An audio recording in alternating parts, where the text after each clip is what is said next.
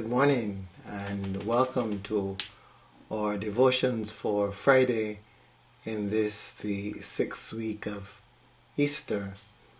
Easter is basically coming to a close, and I am trusting that we would have really enjoyed our time together during the season. This Sunday coming is normally referred to as Sunday after the Ascension, and so we look forward to going into our next season in the church's year as we continue our journey onward.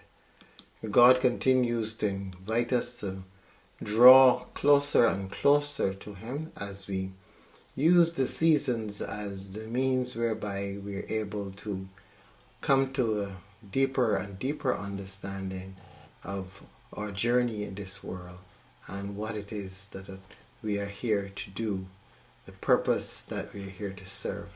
So as we go through this year, we continue to journey together, and we continue also to give God thanks for each other as we join together day by day on this journey, and we trust that we will all make it through.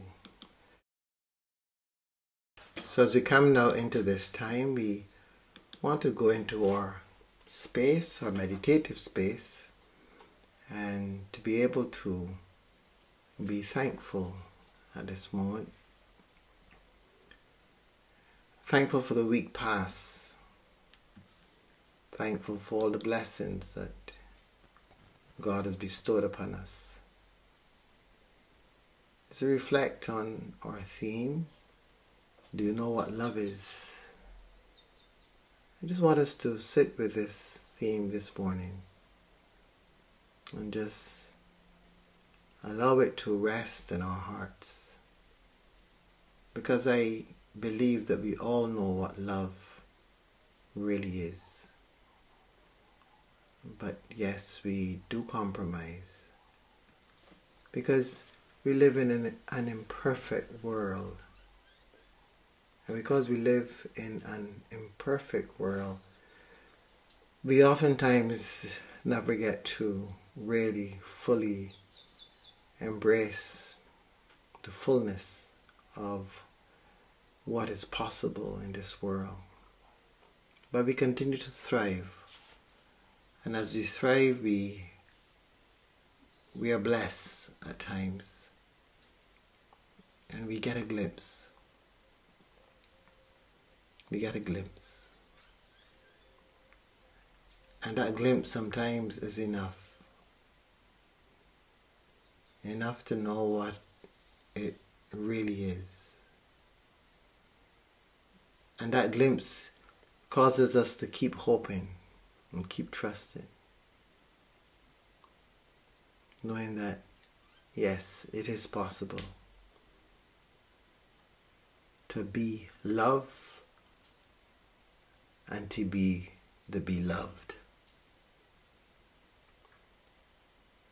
We are here for love's sake. That is our overall purpose, manifested in different ways. So we must give thanks for what we are discerning as we journey on this path of love. Now, about 8 days after the sayings of Jesus, He took with Him Peter and John and James and went up the mountain to pray. And while He was praying, the appearance of His face changed and His clothes became dazzling white. Suddenly, they saw two men, Moses and Elijah, talking to Him.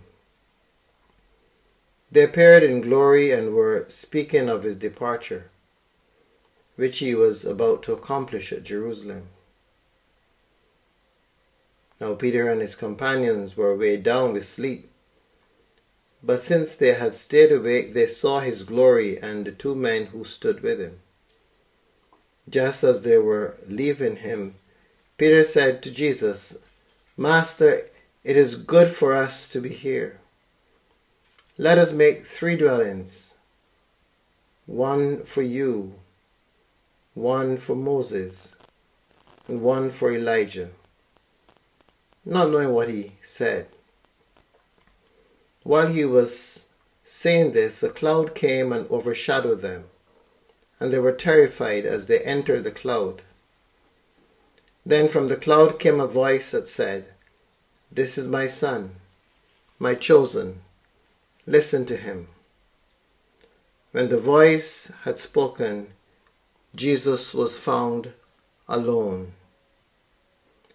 And they kept silent, and in those days told no one any of the things they had seen.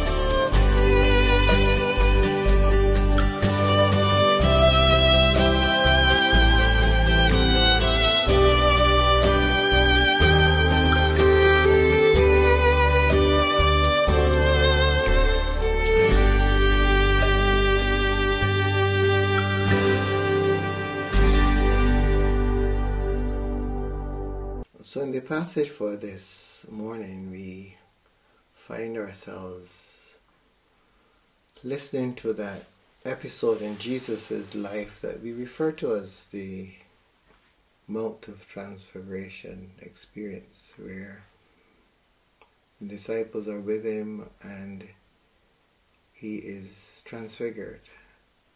And there's Moses and there's Elijah present.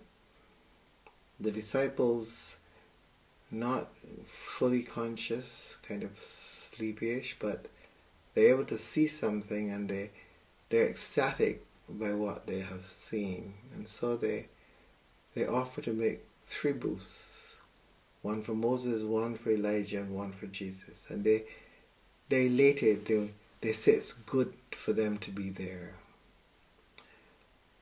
But the power of this passage comes out with the revelation of God in the words, "This is my son, my chosen." And you may remember that at his baptism there was also a similar manifestation where God said, "This is my son, my beloved, in whom I'm well pleased."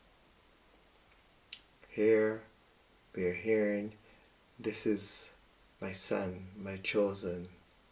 Listen to him." Listen to him. Allow what he's saying to permeate within you. Allow it access. Because when you allow it access, you are transformed. I began this week by raising the question as our theme, do you know what love is? And for me the answer to this is yes, we all know what love is. But we may not be fully conscious or aware that we know. But one thing is for sure, that with each experience we are moving further and further into love. We are falling in love. And when I say we are falling in love, I don't mean it as we would normally mean it, but I mean that all of creation is love. And we are living in love. Just like a fish lives in water, we live in love.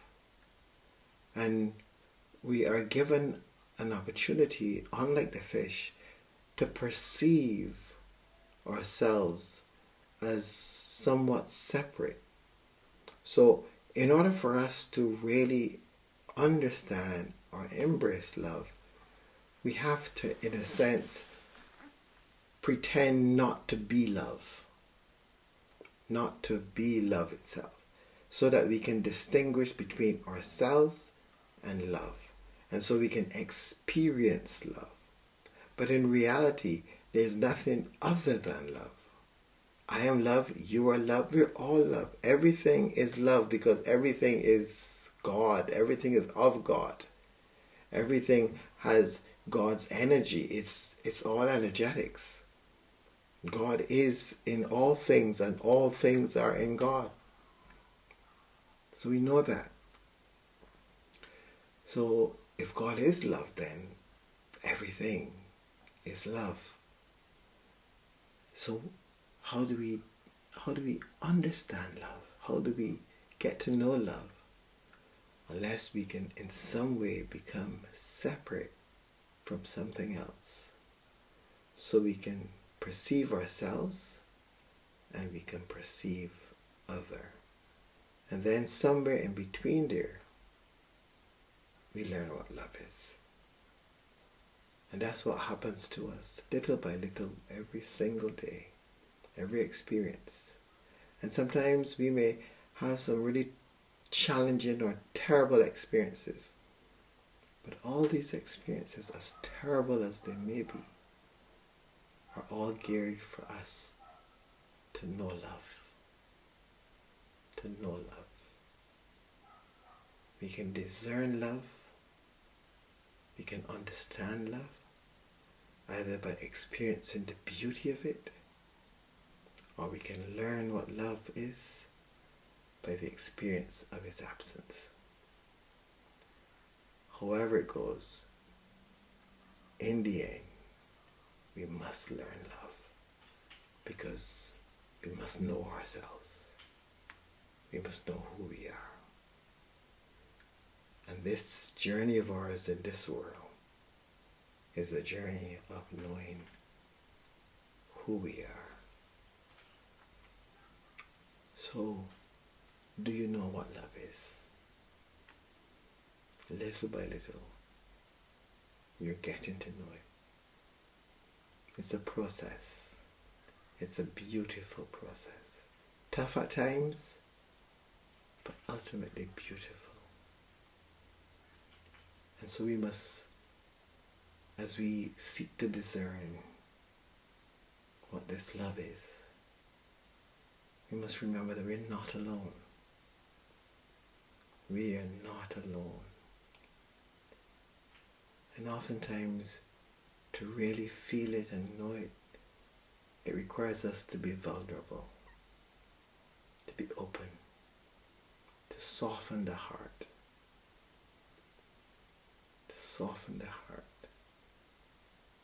so that we can allow for the experience, that we can learn love, that we can know love, that we can be love, and we can be beloved.